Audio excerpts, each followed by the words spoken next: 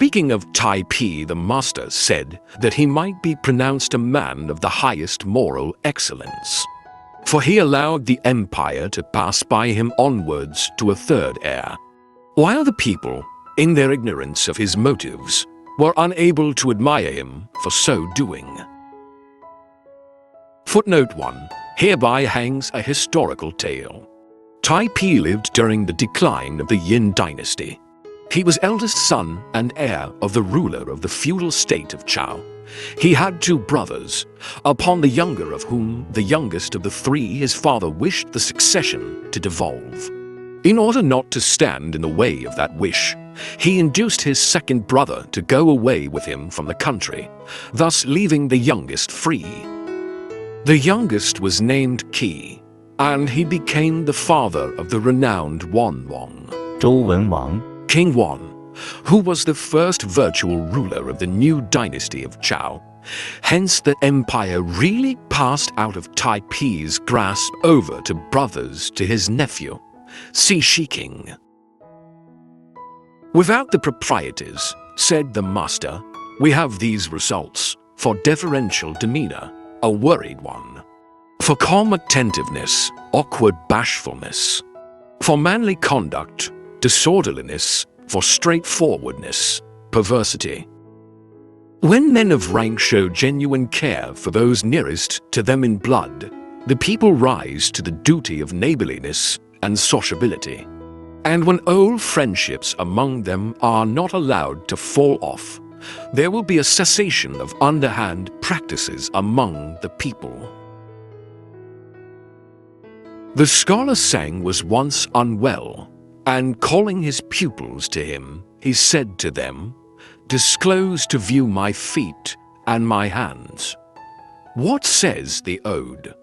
Act as from a sense of danger, with precaution and with care, as a yawning gulf o'erlooking, as on ice that scarce will bear.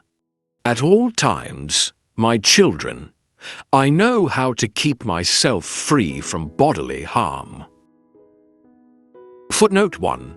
A lesson on filial duty, best understood by a Chinaman. Our parents gave us our bodies, and they should therefore be carefully guarded from harm. See mine, says Seng, in my old age. The lines he quotes are from the Shiking. Again, during an illness of his, Manking, an official, went to ask after him. The scholar had some conversation with him, in the course of which he said, "Doleful the cries of a dying bird, good the last words of a dying man."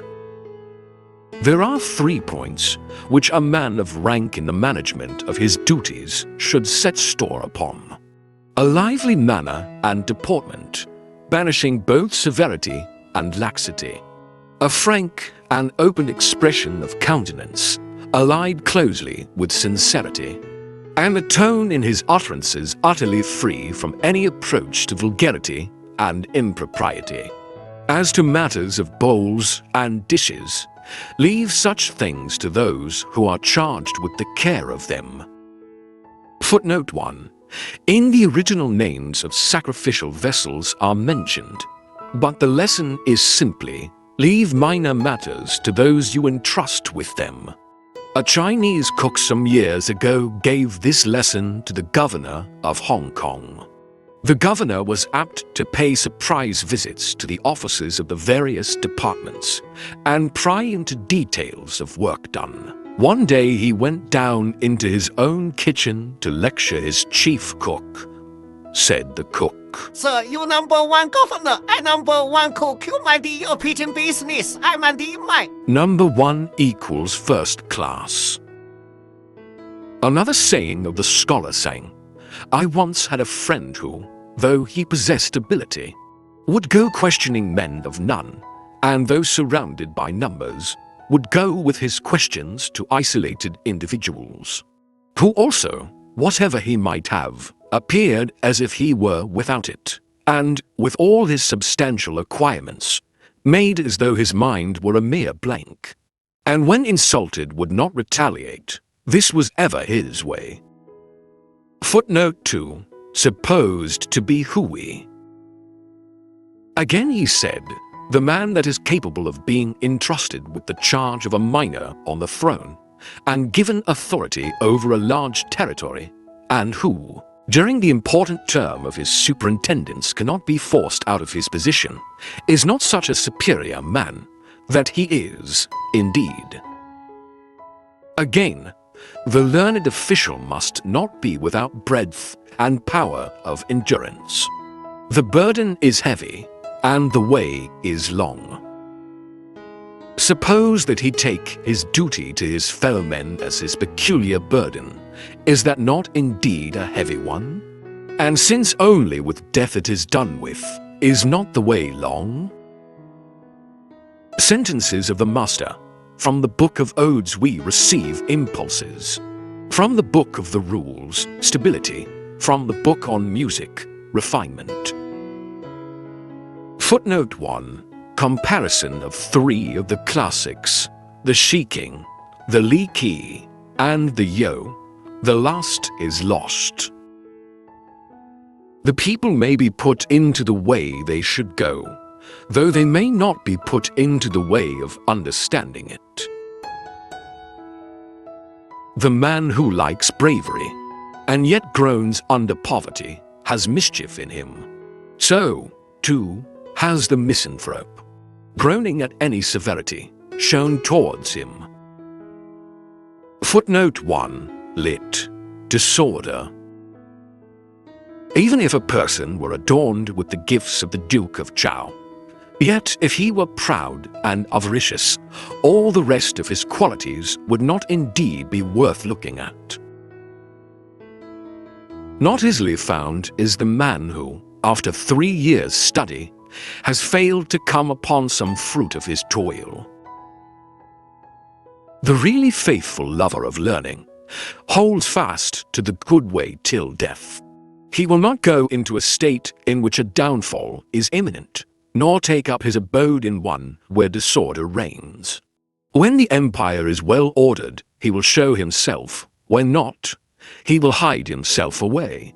Under a good government, it will be a disgrace to him if he remain in poverty and low estate.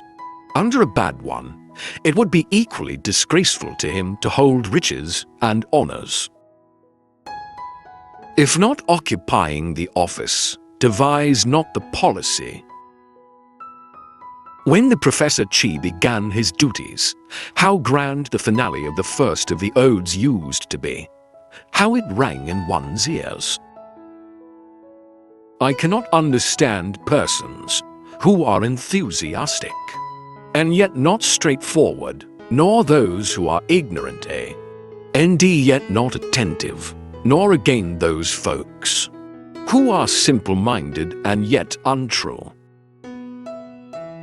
Learn as if never overtaking your object, and yet as if apprehensive of losing it.